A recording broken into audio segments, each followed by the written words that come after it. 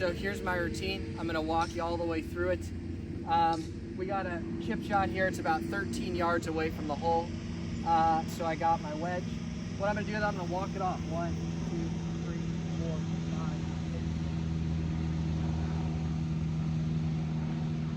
13. But here's the thing, I'm not gonna land it here. I'm gonna land it about 9 yards out. So I'm gonna land it 4 yards short of my intended target. So I'm seeing where I wanna land the ball. I'm going here, 4 club faces away. But the way that I like to chip is I like to chip it 4 times to really get a feel for the turf, to feel how the bounce is connecting with the grass. And then I do it back here. So when you get a good feel, it'll help reduce your chances of scuffing it or blading it. And blading it means you hit it thin on the first groove and it goes really far. And duffing it means you go under it and the ball doesn't go anywhere. So what does a duff look like?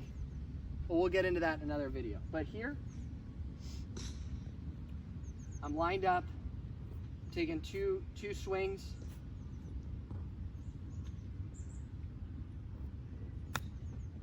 You see how it didn't land all the way down there? I landed it short. I probably landed it too short. So I'd say a better shot for me would be, instead of landing it 9 yards out, I should have probably landed it 11 yards out. But that's part of the process of learning. So that relationship of where you want the ball to land and how it runs out to the hole, that in essence is the foundation of hitting great chip shots. Thank you.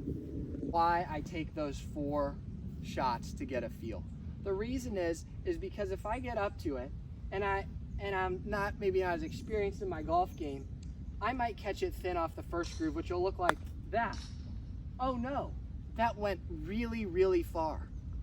So that's a mistake that can be avoided by getting a good feel here. Of course, there's some practice that's involved. Another mistake that can go wrong is scuffing it. So it doesn't go anywhere. You just kind of, you get it and you kind of hit under it and it doesn't make it to your intended target. There's also a shank where it comes off the hosel.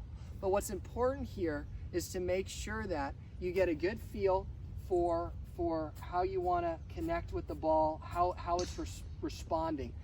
Because sometimes the grass is wet and that's where you'll catch it fatter and heavier, where it won't go as far.